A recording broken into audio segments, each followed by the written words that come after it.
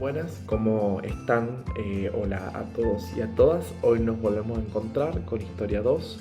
Hoy vamos a estar viendo la experiencia democrática de Brasil, un periodo que dura aproximadamente unos 20 años.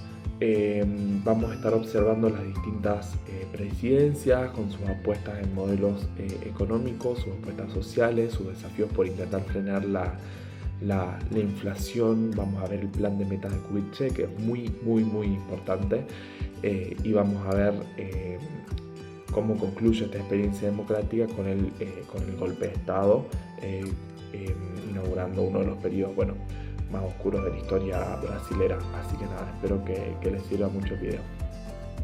Bien, en este momento vamos a estar hablando sobre la experiencia democrática de Brasil, una experiencia democrática que inicia con el fin del Estado Novo, que va a durar unos 20, prácticamente son 20 años, del 45 al 64. Acá al que primero vamos a encontrar es a Dutra. Se dice, ¿no?, esta cuestión del candidato de Getúlio, porque Dutra era un personaje de la vida política de Brasil que se encontraba bajo la esfera de influencia de Getúlio Vargas. Este presidente Dutra va a establecer un modelo liberal, un modelo liberal en todo lo que es el sector económico. Acá va a haber una fuerte apuesta por la desregularización de las empresas, y acá va a haber una retirada un poco del Estado en todo lo que es el proceso de industrialización. Dutra no concebía que el Estado debe involucrarse tanto en esto, sino que se debía de regular un poco y que el mercado se rija más bajo sus propias fuerzas. No va a haber una desregulación absoluta, pero sí va a haber una desregulación muy importante. Acá vamos a ver también la conformación de una república federal con sistema presidencialista, y en este desarrollo económico que plantea Dutra vamos a ver un fuerte aprovechamiento tanto de los recursos minerales y los hidrocarburos como de la energía eléctrica. Y a su vez con Dutra vamos a tener la sanción de una constitución con fuertes tintes liberales. Va a haber bastantes concesiones de derechos y demás. Después va a venir Vargas. Como yo decía en el otro video, Vargas no desaparece con el fin del Estado Novo, sino que en el 51 vamos a ver que vuelve va a llegar a la presidencia. Este personaje va a plantear nuevamente un desarrollo industrial con un rol del Estado protagonista, como protagonista. Acá vamos a observar la aparición de Petrobras. Es importante que observen el rol que tuvo Petrobras durante el periodo de Vargas. Sin embargo, en el marco de este desarrollo industrial que vamos a observar que lleva Getúlio, en paralelo a esto, digamos, se va a disparar lo que es la inflación. Y acá como que Vargas se encuentra frente a dos posiciones, por así decirlo, frente a las cuales elegir: frenar la inflación o seguir apostando por políticas que muchas de ellas eran concesión de derechos a los trabajadores. Acá va a aparecer el plan de Araña, no sé cómo se pronunciará. Este plan apostaba a controlar la expansión de los créditos, y también a replantear la regulación en torno a las transacciones del exterior.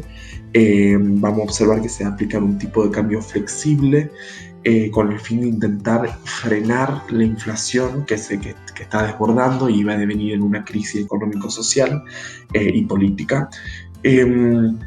Entonces, este es un primer panorama de las primeras presidencias de la experiencia democrática.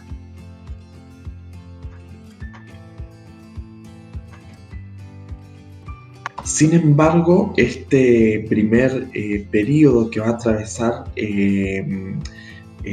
todo lo que es la experiencia democrática de Brasil va a tener un momento bastante tenso, que es en el 54, que acá vamos a ver que Getúlio Vargas cae. Acá va a haber esta caída, digamos, se produce por una gran tensión y diferencia entre Getúlio con los sectores conservadores, también y con los sectores, digamos, las Fuerzas Armadas, empieza a tener problemas con ambos sectores, empiezan a formarse líneas internas que no lo apoyaban políticamente, y esto va a devenir en un proceso bastante complejo que se da en un periodo de tiempo muy corto, pero que, para sintetizar y no hacer muy largo este video, termina con el suicidio de Vargas. Vargas se va a suicidar, y con esto concluye su presidencia, dejando un caos social bastante importante, porque era una experiencia democrática, y la realidad es que nunca se iban a esperar que el desenlace que se estaba produciendo entre los problemas entre los conservadores y las Fuerzas Armadas iba a devenir en un resultado de ese tipo. Respecto a la experiencia democrática, nos vamos a encontrar acá con la figura de Kubitschek. Es una de las figuras quizá más importantes de la experiencia democrática. Cuando nosotros vemos el plan económico, Kubitschek, que llega en el 56, viene un poco a quizás cerrar con la crisis política que había inaugurado desde la caída de Vargas. Kubitschek va a plantear un programa que no va a centrarse en un programa económico, que no se va a centrar en el nacionalismo, sino en el desarrollismo. Con Kubitschek vamos a observar la aplicación en el programa de metas de las propuestas de la CEPAL. Es como que el programa de metas son la llevada a la práctica de las propuestas de la CEPAL. El programa de metas eran 31 objetivos que, como dice, estaban distribuidos en 6 grandes grupos: energía, transporte, alimentación, industria de base, educación y construcción de Brasilia, la metasíntesis.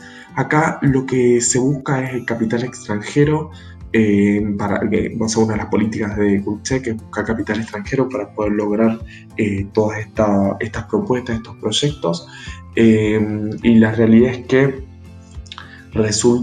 tiene resultados muy importantes, resultados sociales muy importantes, y en algunas áreas económicas. Una de ellas es el sector automotriz, que va a tener un gran avance durante este periodo.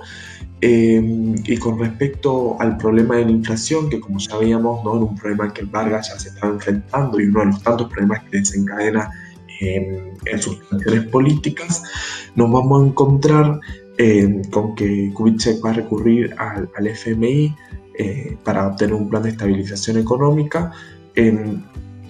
Sin embargo, después va a tener que romper con este programa y con este acercamiento con el FMI, por el descontento y el rechazo social que esto generaba.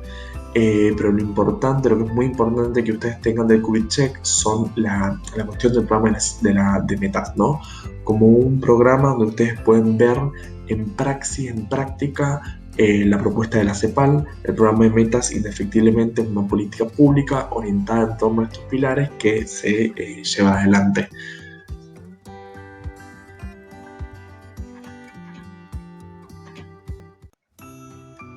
Finalmente, para terminar con la experiencia democrática, nos vamos a encontrar con la presidencia de Quadros y la presidencia de Goulart. La presidencia de Quadros va a durar 7 meses. Esto se debe a una crisis política hiper acelerada que se da durante su corta presidencia. Acá nos vamos a encontrar los textos hablan un poco de que se dedica a temas muy secundarios, pierde muy rápido el apoyo de distintos sectores políticos, empieza a dar muy fuertes críticas a su gobierno, y a eso se suma un intento de golpe de Estado que no llega a consumarse. Entonces, una crisis política hiperacelerada que va a devenir en su renuncia. Después tenemos la presidencia de Goulart. La presidencia de Goulart va a tener estos 2 planos, ¿no? En el plano social va a haber una reforma rural con el objetivo de posibilitar a que la clase trabajadora pueda acceder a la propiedad privada, y acá se va a anunciar la conformación del Estatuto del Trabajador. Acá se plantea como si fuera la vuelta al populismo, y hay algunos textos que trazan algunas comparaciones con respecto a algunas políticas en torno al sector laboral que llevó adelante Getúlio Vargas. Y por otro lado, en lo económico, vamos a observar que va a seguir siendo un desafío frenar la inflación, y para eso se va a establecer el plan trienal, que es un plan que abordaba el crecimiento económico, las reformas sociales y el combate a la inflación. Vemos que, bueno, lo había intentado, pero bueno, por problemas de descontento y rechazo para con el FMI, no se termina de implementar su plan. No se termina de implementar los planes contra la inflación.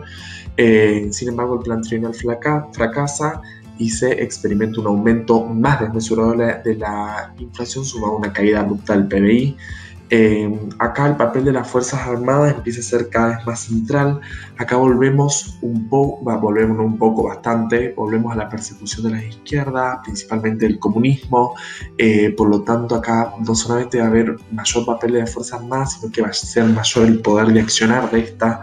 Tenemos que ubicarnos también, ¿no?, en un contexto de Guerra Fría, en uno de los periodos más duros de la guerra, no puedo decir fríos de la Guerra Fría, pero uno de los periodos de mayor tensión de la Guerra Fría, eso quería decir, donde vamos a observar una política hemisférica por parte de los Estados Unidos, coordinando con países latinoamericanos en pos de terminar con cualquier tipo de movimiento que pueda devenir en una expansión del comunismo. Así que también las Fuerzas Armadas se enmarcan en ese momento y con esas políticas tanto nacionales como hemisféricas.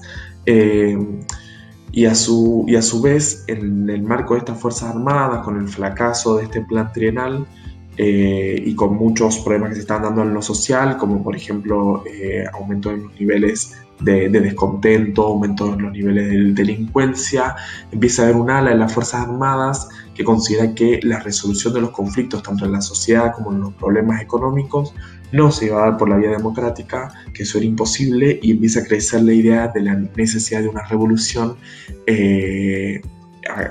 una revolución, un golpe de Estado, y de esta manera se va a consumar.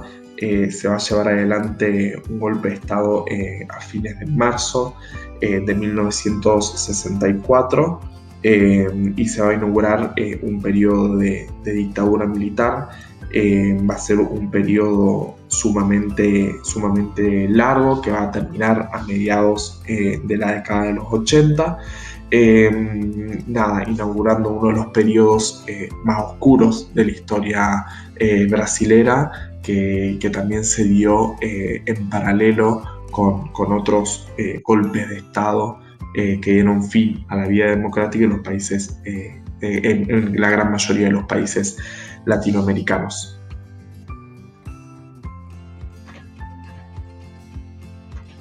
Bueno, espero que este video les haya sido muy útil.